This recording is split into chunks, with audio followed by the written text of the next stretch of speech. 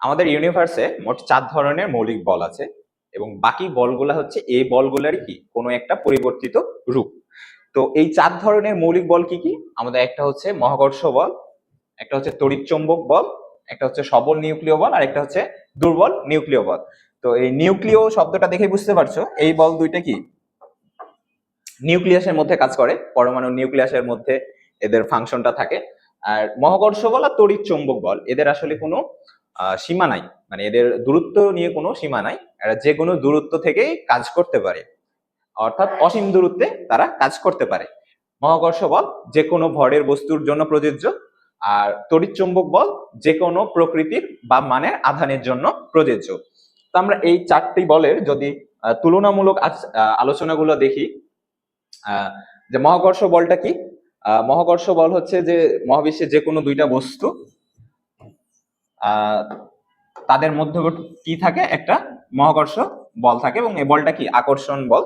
আর এই বলটা হচ্ছে যে অবশ্যই কি যে বস্তুটা ভারী তার দিকে ক্রিয়া করবে। আর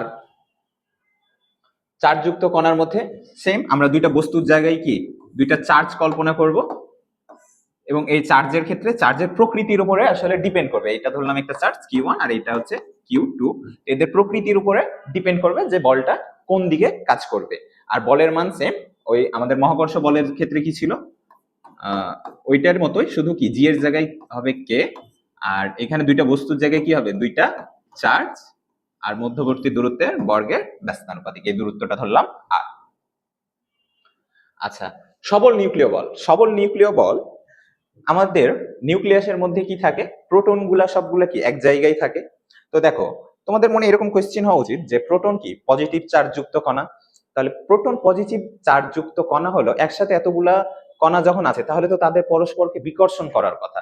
তাহলে প্রোটন গুলা এক জায়গায় নিউক্লিয়াসের মধ্যে আছে কিভাবে? ইলেকট্রন তো বাইরে ঘোরাঘুরি করে, বাট নিউক্লিয়াসের মধ্যে এতগুলো প্রোটন একসাথে থাকে কিভাবে?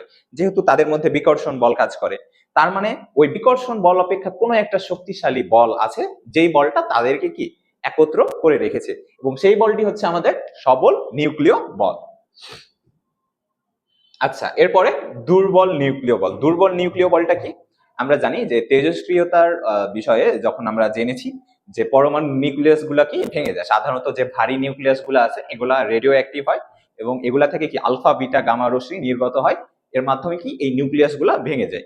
আমরা পারমাণবিক বোমা কিভাবে কাজ করে, নিউক্লিয়ার রিয়েক্টরে কিভাবে বিদ্যুৎ উৎপাদন হয়, এইখানে আমরা জেনেছিলাম যে একটা ইউরেনিয়ামের কণা কি ভেঙে যায়, এবং ইউরেনিয়াম ভেঙে কি হয় বেরিয়াম আর ক্রিপ্টন এই দুইটা পরমাণু নতুন পরমাণু সৃষ্টি হয়। তো এইখানে কি আমার ইউরেনিয়ামের পরমাণুটা তো কি ভাঙলো, তো এই যে পরমাণুটা ভাঙছে তার মানে কোনো একটা বল কাজ করছে, এবং সেই বলটা হচ্ছে কি দুর্বল নিউক্লিয় বল। তো আমরা এখন এই 4টা বলের তুলনামূলক একটু আলোচনা দেখব, যে 4টা মৌলিক বলের তুলনা। আচ্ছা, এখানে আমাদের বলের যে বিনিময়ে যে কোন কণাটা কাজ করে সেটা দেওয়া নাই, তো তবে আমরা এটাও দেখব যে মহাকর্ষ বল সাধারণত এখানে যে কণাটা কাজ করে সেটাকে আমরা বলি গ্রাভিটন কণা। এই গ্রাভিটন কণার বিনিময়ে মহাকর্ষ বলটা কাজ করে, আর তড়িৎ চৌম্বক বলের এখানে ফোটন কণার বিনিময়ে এই বলটা ক্রিয়া করে। সবল নিউক্লিয় বল এটা মেসন কণার বিনিময়ে ক্রিয়া করে, আর দুর্বল নিউক্লিয় বল এটা বোসন কণার বিনিময়ে কাজ করে। এই কণাগুলোর বিনিময়ের ফলে এই বলগুলা কাজ করে, এবং এই বলগুলার তুমি যদি শক্তির মাত্রাটা দেখো সবচাইতে শক্তিশালী বল হচ্ছে কি সবল নিউক্লিয় বল, এটা হচ্ছে আমাদের র্যাঙ্কে 1 নাম্বার। তারপর দ্বিতীয় বল কোনটা? দ্বিতীয় বলটা হচ্ছে আমাদের তড়িৎ চৌম্বক বল, আর 3 নম্বরে হচ্ছে আমাদের দুর্বল নিউক্লিয় বল, আর 4 নম্বরে হচ্ছে আমাদের মহাকর্ষ বল। অর্থাৎ মহাকর্ষ বলটা কি সবচাইতে দুর্বল, এবং সবচাইতে শক্তিশালী বলটা হলো কি সবল নিউক্লিয় বল, এবং 2 নম্বরে তড়িৎ চৌম্বক বল, আর 3 নম্বরে কি দুর্বল নিউক্লিয় বল। আচ্ছা, এদের দূরত্বের যে লিমিটেশনটাও দেওয়া আছে এখানে। আমরা যদি দেখো যে মহাকর্ষ বল আর তড়িৎ চৌম্বক বল এই দুইটা কি অসীম পর্যন্ত ক্রিয়া করতে পারে, বাট এদের রেঞ্জ খুবই কম বলা আছে। খুবই কম বলতে এটা হচ্ছে কি সাধারণত সবল নিউক্লিয় বলটা কি এটা হচ্ছে নিউক্লিয়াসের মধ্যেই থাকে, এটা রেঞ্জ প্রায় 10⁻⁻15 মিটার, আর এটাও নিউক্লিয়াসের মাঝেই ক্রিয়া করে, তবে এটা রেঞ্জ একটু বড়, এটা 10⁻12 মিটার সামথিং, একটু কম বেশি হইতে পারে। আর কিছু এক্সাম্পল দেওয়া আছে। মহাকর্ষ বলের এক্সাম্পল গ্রহের গতি বলে না, মহাবিশ্বের যে কোনো দুইটা বস্তুর মধ্যে ক্রিয়া করে। তড়িৎ চৌম্বক বল বিদ্যুৎ চৌম্বক দেওয়া আছে, বাট আসলে মেনলি হচ্ছে যেখানে আধান আছে সেখানে তড়িৎ চৌম্বক বল কাজ করে।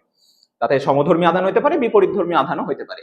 আর সবল নিউক্লিয় বলের উদাহরণ আমরা তো জানি যে নিউক্লিয়াসের ভিতরে যে প্রোটন গুলো একসাথে আছে, তো এটাই সবচাইতে বড় উদাহরণ এবং ওটাই একমাত্র উদাহরণ। প্রোটন গুলো আছে, আবার প্রোটনের সাথে নিউট্রন গুলো আছে একসাথে। আর দুর্বল নিউক্লিয় বলে বড় উদাহরণ হচ্ছে যে তেজস্ক্রিয় ক্ষয়, অর্থাৎ যে আমাদের তেজস্ক্রিয় যে পরমাণুগুলো আছে লাইক ইউরেনিয়াম, তারপরে প্লুটোনিয়াম, এগুলা থেকে যে তেজস্ক্রিয় রশ্মি নির্গত হয়, এটার ফলে যে নিউক্লিয়াস গুলো ভেঙে যায়, তো এইটা হচ্ছে এটার একটা উদাহরণ। তাহলে আমরা বলের প্রকৃতিগুলো যদি একটু দেখি, যে আমাদের মহাকর্ষ বল, এই বলটা কি একটা আকর্ষণমূলক বল। এই বলটা কি একটা আকর্ষণমূলক বল, অর্থাৎ দুইটা বস্তু অলওয়েজ কি করবে, আকর্ষণ করবে। আর আমাদের যে তড়িৎ চৌম্বক যে বলটা আছে, এটা চার্জের উপরে ডিপেন্ড করে, এটা আকর্ষণও হইতে পারে অথবা কি বিকর্ষণও হইতে পারে। বিপরীতধর্মী চার্জ হলে কি করবে, আকর্ষণ করবে, আর সমধর্মী চার্জ হলে বিকর্ষণ করবে। আর আমাদের সবল নিউক্লিয় বল, যেহেতু প্রোটন গুলো একসাথে আছে, তার মানে অবশ্যই এটা কি আকর্ষণমূলক বল, তাহলে এই বলটাও কি আকর্ষণ করে। আর দুর্বল নিউক্লিয় বলটা কি হবে, এটা নিয়ে একটু কনফিউশন কাজ করে, বাট সহজে মনে রাখবা, যেহেতু নিউক্লিয়াস গুলা ভেঙে যায়, তার মানে এখানে কি কোনো বিকর্ষণমূলক বলই কাজ করে। তো এইখানে আমরা 4টা বলের তুলনামূলক আলোচনা করলাম এবং সহজভাবে বোঝার চেষ্টা করলাম। তো দেখা হবে আবার কোনো নেক্সট টপিকে। তো সবাইকে সাথে থাকার জন্য ধন্যবাদ।